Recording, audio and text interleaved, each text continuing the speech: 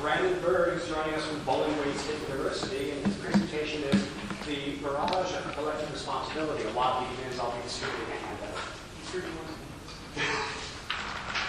Yeah. First, I was searching for my USB key. I forgot how quick the transition was. I'm going to get a valuable second as well. I'm searching for the USB.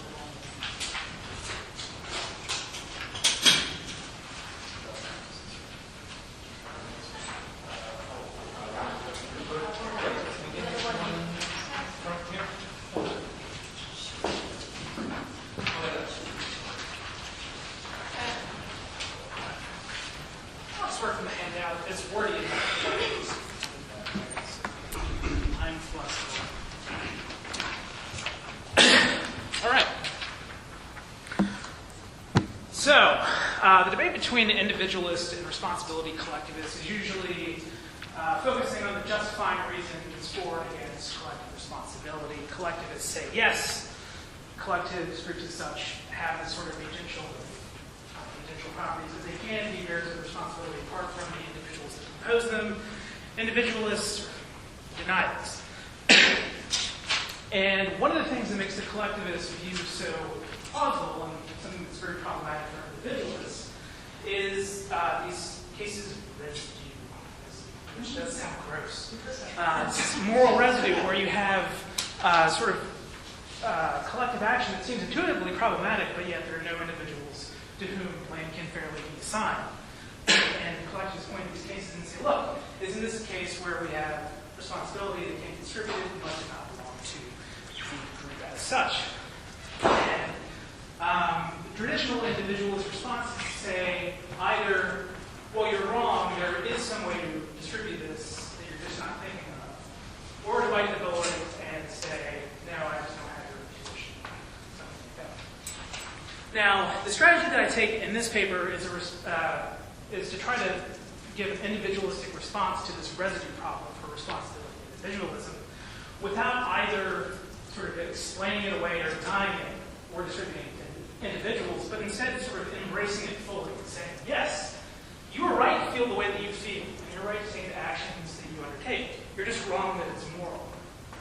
So, in other words, there's a sort of illusion of responsibility because people are entitled to be angry or frustrated or upset in response to collectively caused harm, and they're right to seek compensation and to address the collective in light of that harm, but they're just wrong in thinking that it's moral.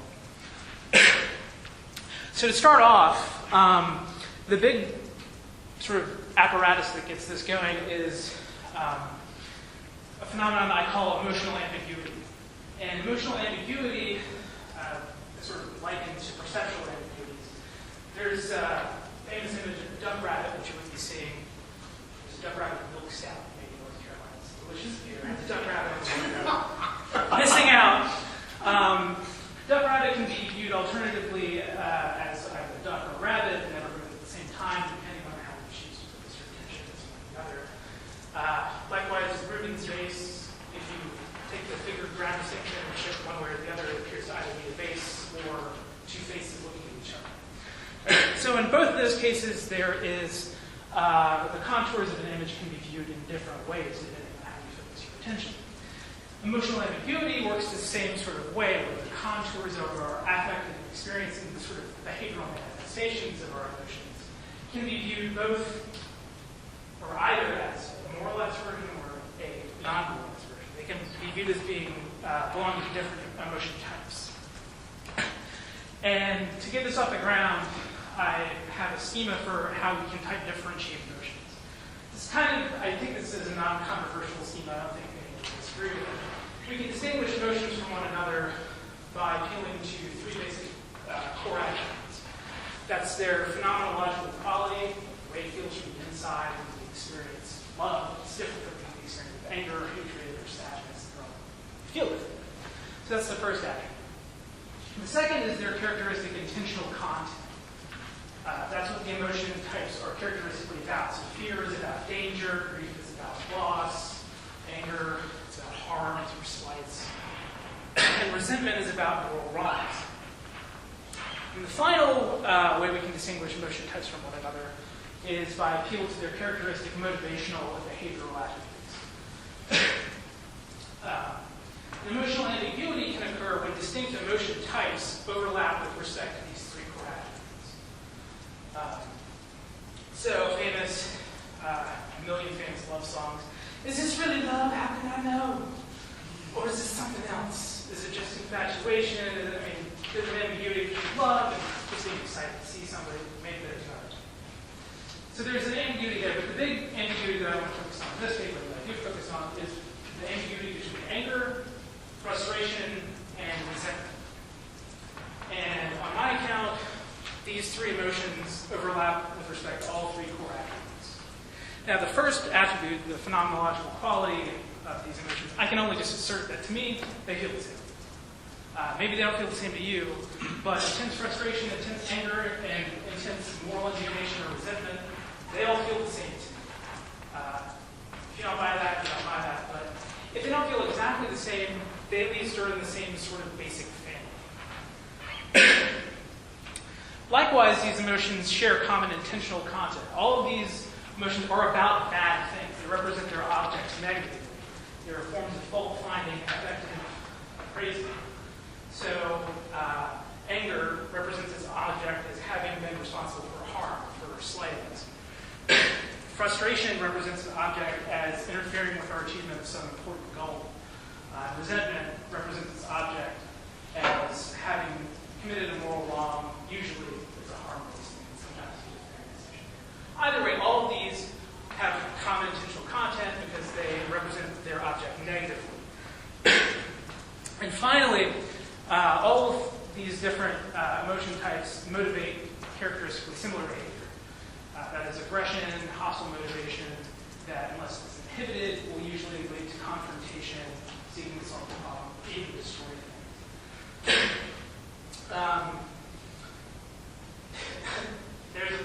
So the title of this paper, The Mirage of Collective Moral Responsibility, is an allusion to Hayek's The Mirage of Social Justice. One of Hayek's critiques of the concept of social justice was that since society is an impersonal, abstract entity, it can't be just or unjust, shit happens. And he thinks that the phrase social justice is nonsense on a par with the phrase of moral stone.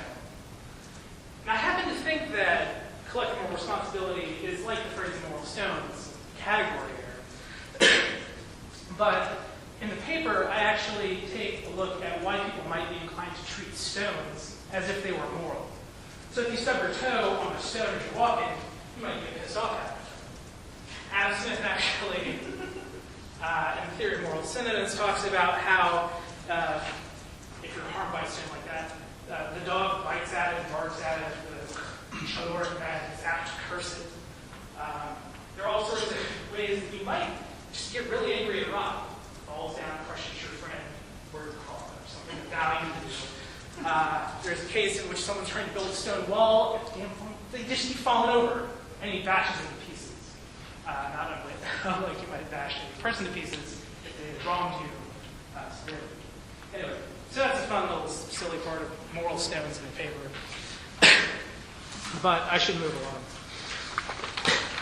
So the upshot of all this is that putative instances of irreducible or unrestricted collective moral responsibility might be ambiguous. We might be able to say, as the individualist, yes, mother of the child who died in Hollywood standoff bar, yes, you're right to be angry. You're right to maybe even seek compensation from them if you can find some sort of way to get a civil case off the ground. You're right to confront them and to be visibly angry with you, maybe even pound them a little. But to view it as desert, to view it as immoral, maybe not. And we'll get to how this applies to particular cases a little bit later on. I might gloss over this next section a little bit. So that's emotional ambiguity. The next thing that I go into is how anger can serve as a sort of heuristic for responsibility judgments and punitive judgments, which I'm probably just going to gloss over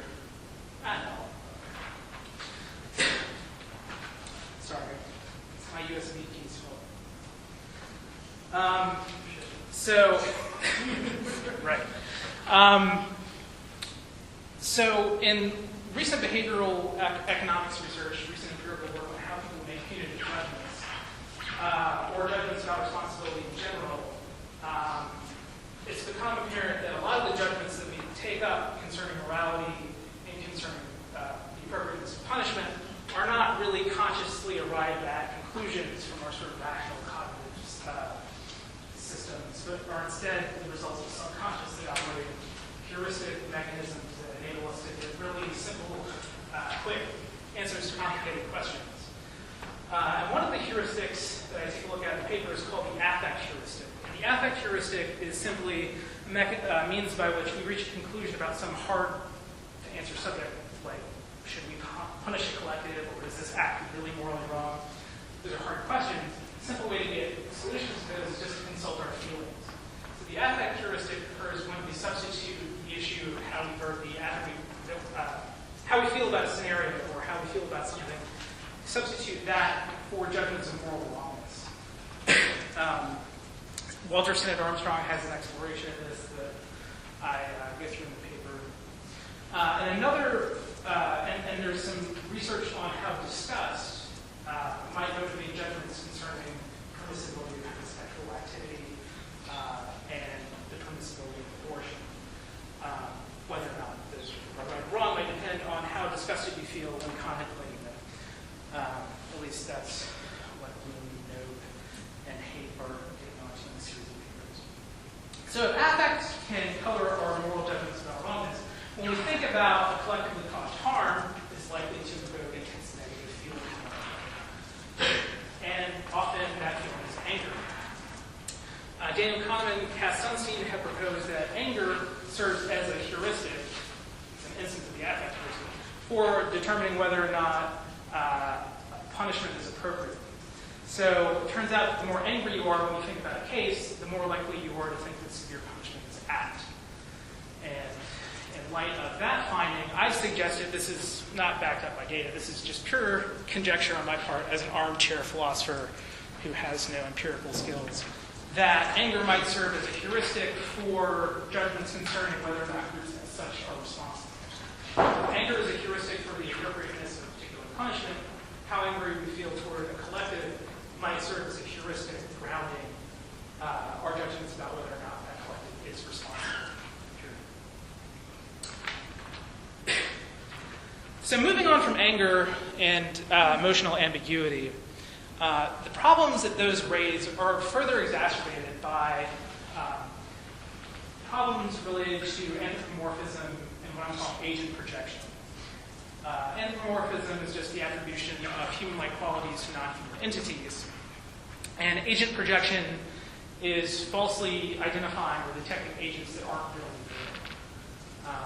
And there's a lot of contemporary research in the psychological literature about how we both attribute mental states to others and also in the naturalistic theories of psychology and religion, why we imagine that there are deities and diseases, which suggests that we're just inclined to over-attribute agency, mentality, and stuff all over the place.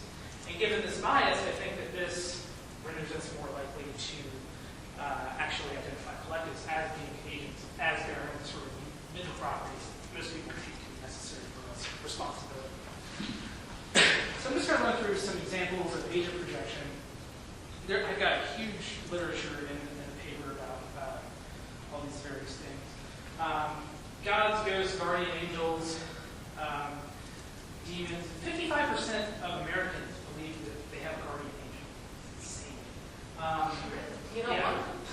And then there's a significant... I've got a demon. You've got a demon? I found a really great paper arguing that demonic possession should be used as a category in psychological treatment. Yeah, that's amazing. You have demons. Socrates had the demon too. A different type, I imagine. Witches, jinn, which are Islamic creatures. The word jinn comes from the Arabic word meaning invisible, or that which is hidden from sight. there are a lot of invisible intelligent agents that inhabit the religions and folklore of the world. In Iceland, for example, I forget the slang word because I don't know, but it translates to the hidden people. And they actually sometimes will do surveys before taking a construction project to see whether or not there are any like caves or habitats they might be upset in the construction work. Ireland also has, I found this out just on my way here actually, Lady Gregory compiled the folklore of rural Irish peasants, and W.B. Yeats was enthusiastic about her project. I have a paper that actually suggests that Yeats might have himself believed in the invisible people of Ireland. So amongst the folk, amongst the mystics, there's all kinds of agent projection going on. But even among sane, rational, enlightenment atheists, we still might sometimes mistake objects for agents. Rustling in the bushes, we might think it's a person. I saw, when I was on a run recently, saw a stick on the ground and I thought it was a snake. It's not. It was just me freaking out. What explains all this? Well, part of it, as Hobbes and Hume suggested, is motivated by the need for understanding the world around us and for feeling that it's under our control. By attributing agency to the world around us, we can thereby explain what's happening out there, and also potentially interact with the agent, and that way we can predict behavior. People who don't have strong amounts of control are shown to falsely perceive patterns and actually agent project. There's an interesting study where people about to jump out of a plane going skydiving are more likely to see faces and random images than they are on the ground. So control is important for agent projection. It's also important for anthropomorphism, as we'll get to in a minute. But it's interesting that in cases that most collectively cause harm, the victims are in states where they lack control. So that might be something to take into consideration. Finally, I'll skip it. Hyperactive agency detection is now becoming sort of the hot buzzword in evolutionary psychology of religion. And it's a naturalistic attempt to explain why people believe in invisible intelligent agents like gods and spirits and whatnot.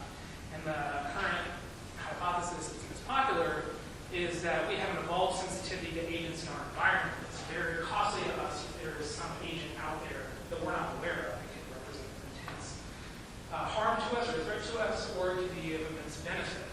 And it turns out that if you run the cost-benefit analysis of agent detection, it's very inexpensive to falsely detect an agent, but it's very expensive if you fail to detect it. So a bear might rip you to pieces if you don't see it, but if you think that rock is a bear, you're just done. But given that this sort of process is run over and over and over and over, we are more likely to detect agents that aren't there than we otherwise might be. This isn't unique to humans. My pet terrier is a crazy hyperactive agency detector. He wants to eat every tree. So that's agency projection. Anthropomorphism is the related phenomenon of attributing mental properties where they don't exist. And one of the things that is interesting about anthropomorphism is that it's largely seen to be a byproduct of what psychologists call a curious mind, where we're able to sort of effortlessly read the mental states of others just by looking at it and like, you look upset, or you look hilarious. So this is something that we do intuitively and automatically, and this is something that works in normal human adults. People that have autism spectrum disorder might have difficulties with this. But it leads us to attribute sorts of human-like capabilities, capacities, and other sorts of emotional qualities to the things that don't have them. So dogs are frequently anthropomorphized. Cars, just looking at them at got interesting things about how the faces of, or the front end of the cars resemble faces of humans. And people's eyes actually track the headlights as though they're eyes. The headlights appear to be that way. People just focus on those just as they focus on eyes and faces. Angry cars sell well. Angry-looking cars are aggressive. People tend to go for them. I don't know why. In addition to the sort of theory of mind that might lead us to read off falsely sort of anthropomorphic attributions, we have fundamental attribution biases in terms of the explanations that we like to adopt for the world of things. So we have a bias in favor of intentional explanation when analyzing the world. This is sort of built into us. Razat goes so far as to say that by default we view anything that anyone ever does as intentional, and then learn to sort of inhibit that later. Caparel also sort of agrees with that basic premise and views intentional explanation as our default cognitive schema for explaining the world around us. Related to this is our bias toward teleological or purposive explanations or interpretations. This is a little bit different. It need not be intentional. You can view things as having teleological features that might not be intentional cause. Caliban's example that she came to doing some research on this bias in children, she asked them why this particular rock had the shape that it did, and the children tended to respond that it was pointy because it would protect the rock from creatures that might want to harm it. And so that's a teleological explanation. It's not sort of intentional. I'm just going to skip right to the good stuff and then finish up. Sorry, this has been kind of all over the place. I lost my presentation. So given that we're liable to engage in anthropomorphism and agent projection, this gives rise to a methodological problem in any field that attempts to ascertain the nature of non-human minds. It arises in artificial intelligence research, concerning machine intelligence, and theology concerning the nature of God's mind, or the minds of angels, other divine entities. And it arises in cognitive mythology, comparative psychology, and studying non-human animals.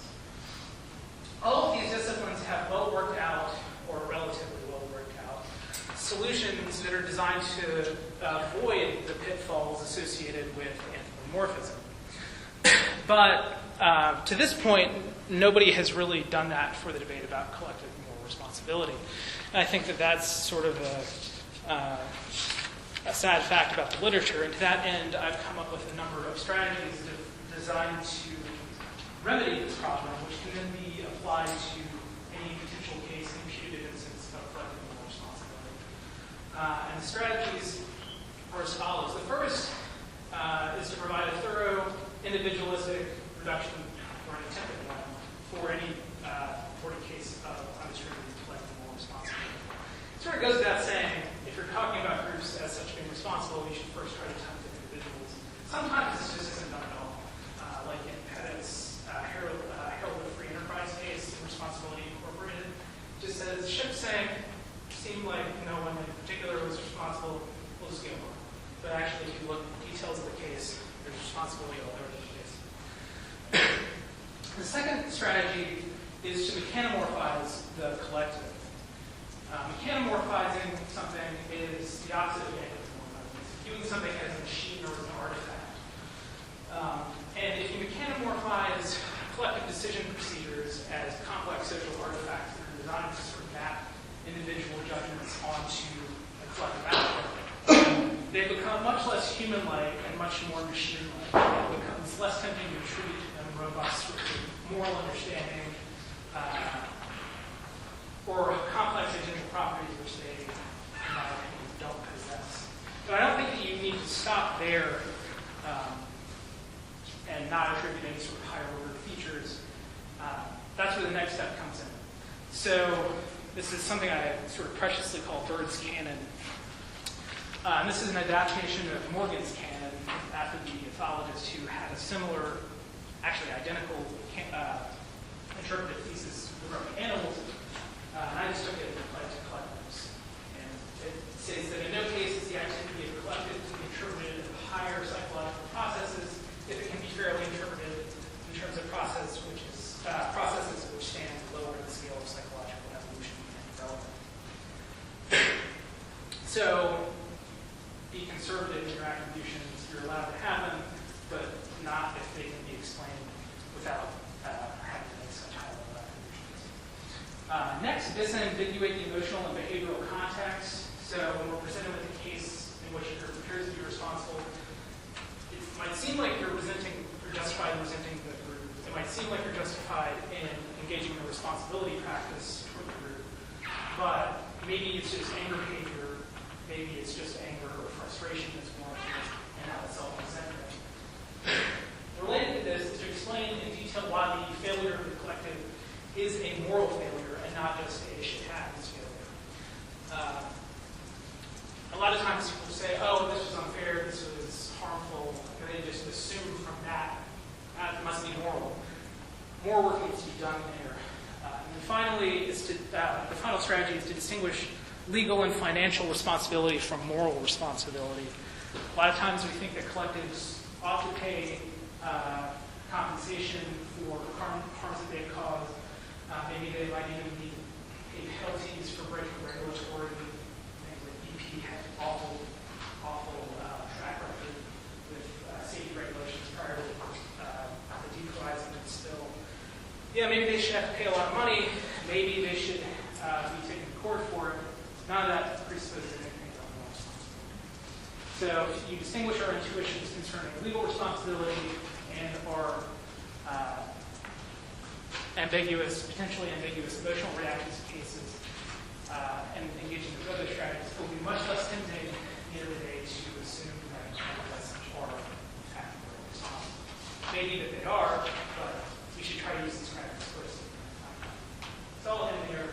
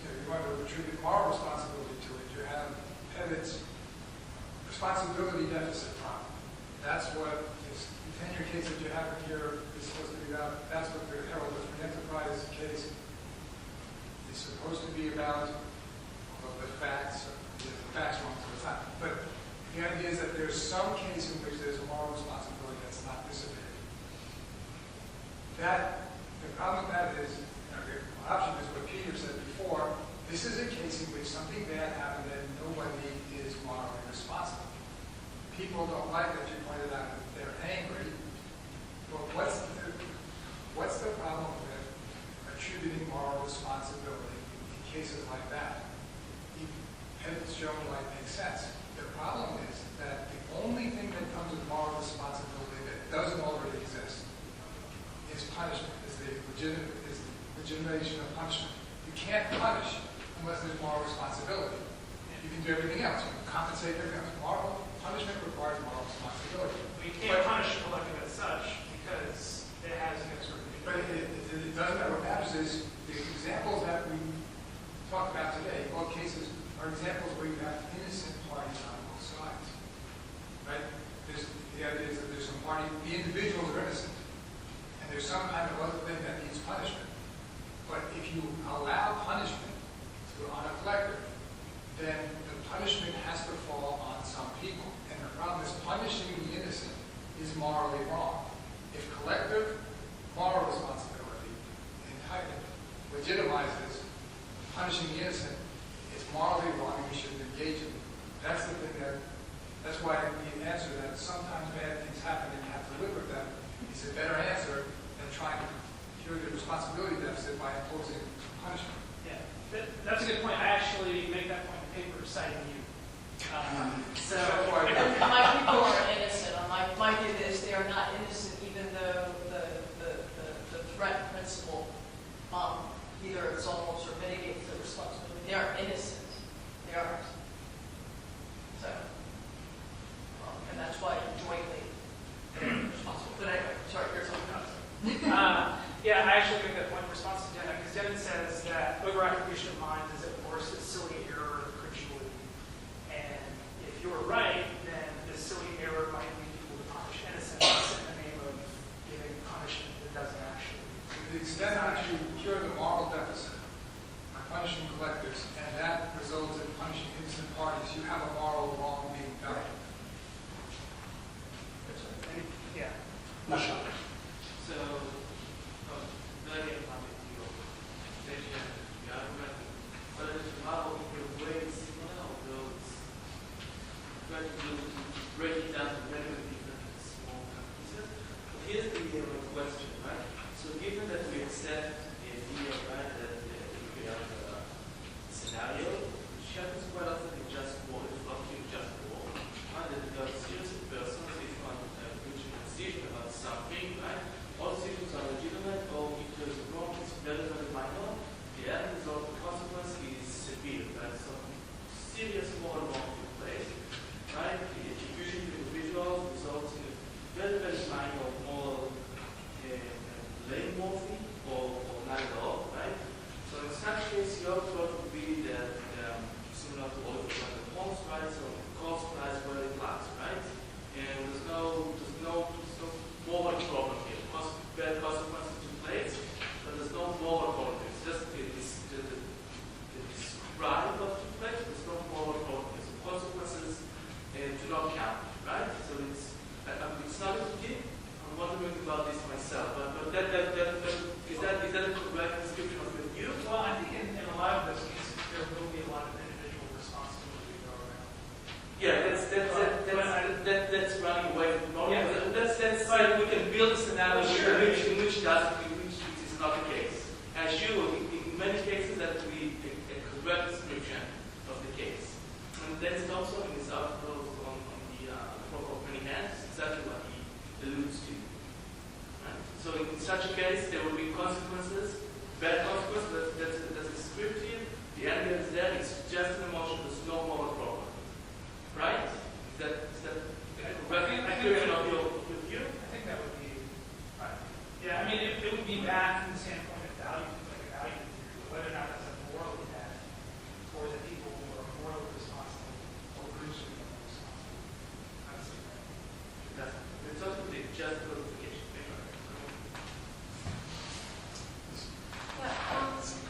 Oh, sorry. Holly Washington, Sheffield.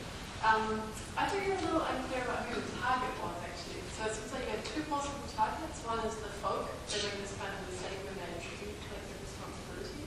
The other is the philosophers, right? So, because, you sort of talked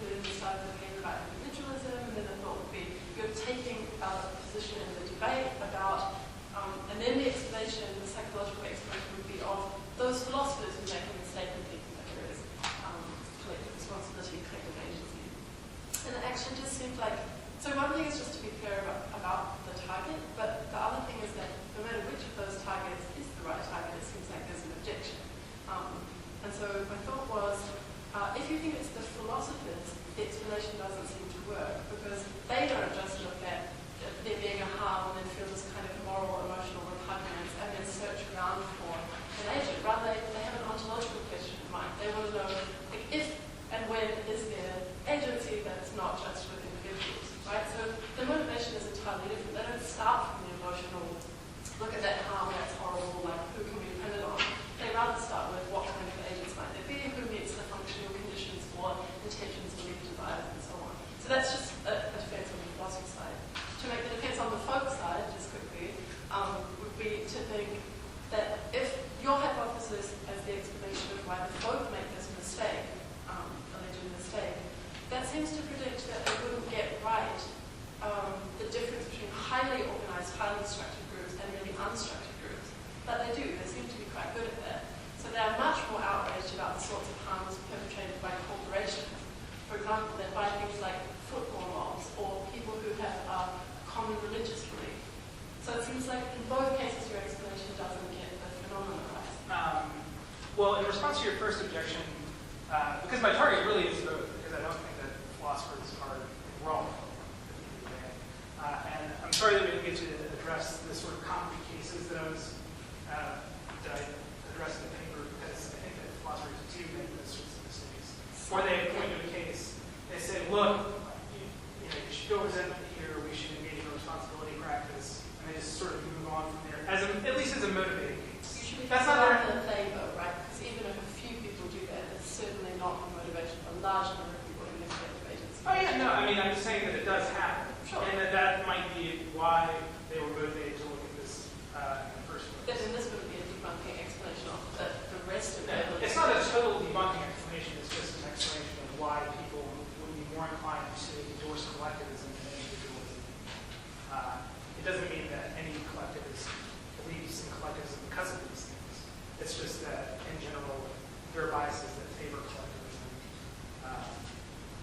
And in response to your second point, I think that people do get upset about unincorporated or aggregate stuff all the time. I mean, ethnic conflict is just nothing but that. Also, people get outraged about global warming and factory farming, all sorts of things that are the result of people acting independently on their own, which yields a sort of bad outcome. So I'm not sure that people don't get upset about these sorts of things. But you're right, they do tend to be more upset. Yeah, so it's not that they don't, it's that they seem to really reliably track highly organized, highly structured groups. But that's because they do resemble agents, like complex human agents. But your hypothesis is just about there's this kind of harm, then there's this feeling of emotional, resentment, and it's misplaced. And that would hypothesize that wherever there's that kind of harm with those feelings, there'd be this kind of tendency. But there's not. There's a tendency in some cases and not other cases. Or at least it's much stronger in some cases than others. Right. And I think when those examples, if those cases involve entities that are corporate agents, they're a lot more personal. So people are much more inclined to attribute sort of agential features that I'm talking about. They're much more likely to anthropomorphize corporate agents than non-corporate agents. I don't know if that answers your question. We have about a minute, so you could wrap us up.